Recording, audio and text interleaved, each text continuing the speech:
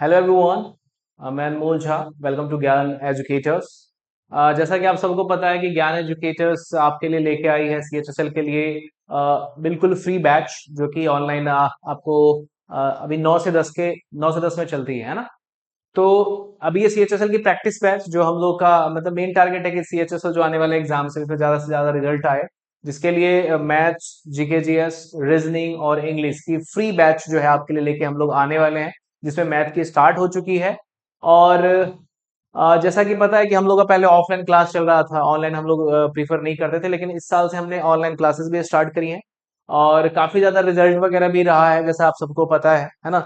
जो भी इस कोचिंग से खास करके कनेक्टेड है उन सबको पता है इस कोचिंग के बारे में। और यहाँ पे जितने बच्चे जो अभी अभी अलग अलग डिपार्टमेंट में, कोई रेलवे में, कोई बैंक में, कोई एसएससी में, कोई पुलिस लाइन में, तो आपको हर विभाग में यहाँ के बच्चे मिल जाएंगे। ठीक है। तो अभी मैं इसलिए ये वीडियो बना रहा हूँ कि मैं आपको बताना चाह रहा हूँ कि जनरली सीएचएसएल जो कि 25-25 क्वेश्चन के होते हैं पूरा सेट, और जिसमें टोटल 100 क्वेश्चंस आते हैं। तो मैथ का प्रैक्टिस बैच स्टार्ट हो चुका है और वो आपको चैप्टर वाइज ही चल रहा है। और वैसे ही हम लोग जो इंग्लिश का बैच है वो भी ऐसे ही लेके आऊंगा। मतलब इंग्लिश में ऐसा नहीं है कि 25 क्वेश्चन का सेट लेके उसको डिस्कशन करवाऊंगा। एक्चुअली पैटर्न ये रहेगा कि जो क्वेश्चंस हैं, जैसे कि जो जो चीजें आती है एग्जाम में, कॉमन एरर हो गया, सेंटेंस इंप्रूवमेंट है, पीक्यूआर है जिसको हम लोग सेंटेंस अरेंजमेंट के नाम से जानते हैं। और एसएससी सीएचएसएल में आपको पता है कि वो वर्ड जो है उस पर कमांड करना बहुत ज्यादा जरूरी होता है, क्योंकि 40 to 50% क्वेश्चन जो है वर्ड बेस्ड होते हैं। तो antonym, synonym, one word substitution, idiom, phrase, misspelled, तो इसका जो है ना, मतलब बारी बारी से जो है आपको एक सेक्शन बना करके, चैप्टर टाइप बना करके आपके सामने हम लोग डिस्कस करेंगे और आपको बताएंगे, जिसमें आप देख सकते हैं कि जैसे इंग्लिश की अगर हम बात करते हैं, तो इंग्लिश में कॉमन ईरर है, कॉमन ईरर है। तो हम पहले क्या करेंगे, तो 1000 कॉमन ईरर कर लेंगे, खास करके जो भी प्रीवियस ईयर, मतलब इधर पिछले 5 सालों में जो भी क्वेश्चंस आए हैं, तो सारे के सारे हमने कलेक्शन कर रखे हैं और सारे के सारे कॉमन ईरर्स को जो है हम लोग वन वन करके सॉल्व करेंगे, उस पर डिस्कस करेंगे। और उससे रिलेटेड जो भी थ्योरीज वगैरह है तो उस पर भी डिस्कस करेंगे। फिर हम कॉमन ईरर को भी देखेंगे, कॉमन के साथ हम लोग सेंटेंस इंप्रूवमेंट को देखेंगे। जब ये दोनों चूंकि रिलेटेड चीजें हैं, ये दोनों कंप्लीट हो जाएंगी, तो फिर हम लोग क्लोज टेस्ट, पैसेज तो आपको पीटी में आती नहीं है, तो हम लोग क्लोज टेस्ट पे वर्क करेंगे।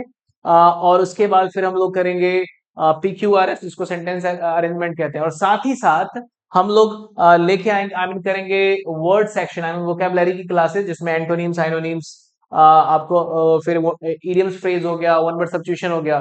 क्योंकि जब तक इस पे आपका कमांड नहीं होगा आप कुछ नहीं कर सकते। दैट मीन्स कि आपका 50% जो रिजल्ट है इसी पे डिपेंड रहता है। तो आपको कम से कम स्टॉक रखने होंगे। अगर एंटो साइनो की बात करते हैं तो कम से कम 2500 से 3000 आपको एंटो साइनो कमांड होने चाहिए। अगर हम ईडीएम फ्रेज की बात करते हैं, वन वर्ड सब्स्टिट्यूशन की, तो कम से कम 1500 to 2000 जो है words, I mean one word substitution या ईडीएम फ्रेज, इस पे कमांड होने चाहिए। तभी जाके आप में कॉन्फिडेंस आएगा और आप क्वेश्चन सॉल्व कर सकते हैं और अच्छे मार्क्स भी ला सकते हैं।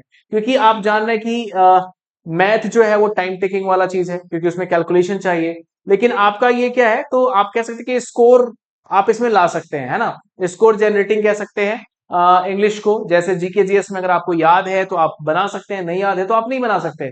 तो सेम टू से इंग्लिश में वो भी होता है, आपको रूल पता है तो आपसे फटाफट फटाफट बन जाएगा, आपको वर्ड याद है आपसे फटाफट फटाफट बन जाएगा। लेकिन अगर ये चीजें नहीं है तो फिर आप उसको बना नहीं कर सकते, आप तुक्का मार के आ सकते हैं, तो जिससे निगेटिव मार्किंग भी आएगा। आपका दूसरा क्वेश्चन सही है, आपने निगेटिव मार्किंग करा, आपका जो भी मार्क्स आ रहा था वो भी कट जाएगा। तो इंग्लिश में और जीके जीएस में ये चलता नहीं है, तुक्केबाजी चलती नहीं है। और ना ही ऐसा है कि हम कैलकुलेशन करके और इसका आंसर निकाल सकते हैं।